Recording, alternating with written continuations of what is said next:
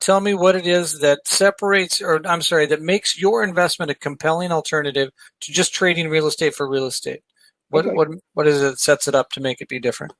Well, one of the main things is the rate of return. Typically, my properties are going to have a higher yield. We're going to be, a double-digit return, maybe 12%, maybe 15% to start. These are growing revenue streams. It's not a fixed income stream. So folks make money two ways. Number one, the monthly revenue checks are going to get larger as we move forward, but also the appreciation. Anytime you're buying real estate, you want the value to go up. So the value is tied to the cash flow. As my cash flow grows, so does the value. And one of the reasons why is as a mineral owner, you're exempt from property taxes.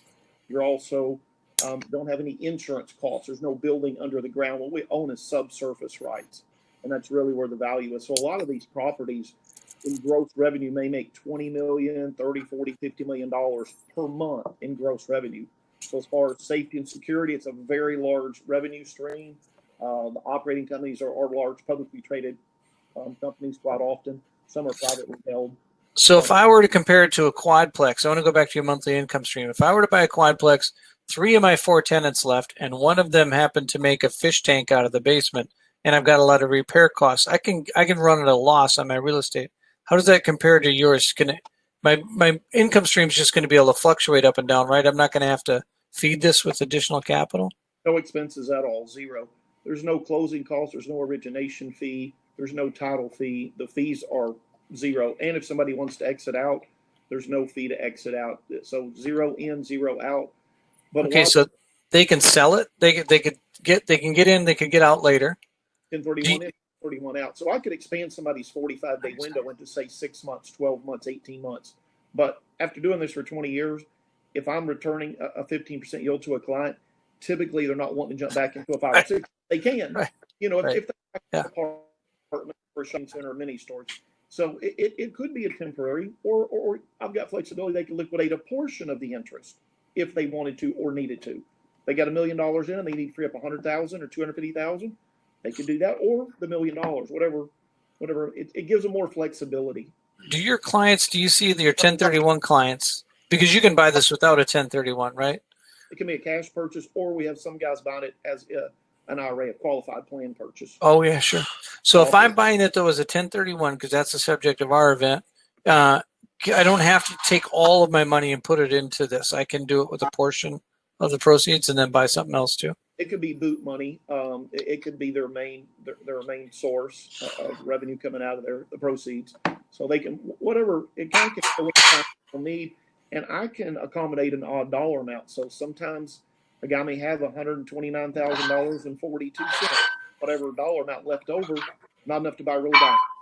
Don't right. They can park that with us and start a revenue stream, with what they call boot money, the leftover funds on a larger 1031. I like that. So tell me now, what separates I understand there's some differences between your mineral rights interests and other people's. What's unique about your project? Well, I've learned some things being in the business for 20 years, and one of the downfalls I saw of another fellow that was very successful in the business is he does the monthly distributions. And the problem with doing the monthly distributions is he had to hire staff, where originally he would send out maybe 100 to 500 checks a month. Now he send out thousands of checks per month. So the accounting expense there, the overhead for that distribution and supplying the 1099s at the end of the year it kind of snowballed on them. So that's one of the reasons we structured the way we do it. I want to put the folks in direct pay with, if it's Exxon, Chesapeake, Chevron, Jagged, whoever the operator is, they already have an accounting department. They're already sending monthly revenue. I don't need to recreate that same wheel and charge anybody for it. Plus, if you're an investor, it puts you in a safer position if you're getting paid directly from Exxon or Shell or Chesapeake each month. No, there's not a possibility of me keeping 10% of your revenue because it never goes through. Protects the investors. Nice. I like that. Is there anything else you want to add that makes this a compelling investment alternative for 1031 people? Yeah, your return, these are going to pay you more on the front end. And what I mean by that is at a 15% yield starting, they very quickly could grow to 20, 25% yield. So in a 4 to 5 year window, the investor recoups their initial investment amount versus at a 5 or a 6 cap in a Walgreens or a CVS, it's going to take 20 years to get those funds back.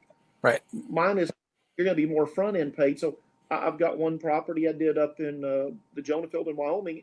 In the first 10 years, it's returned 4 times the investment capital to all the partners. So it'd be hard to duplicate that in a brick and mortar, and 15% of that revenue stream is tax free. So there's a tax break on the cash flow.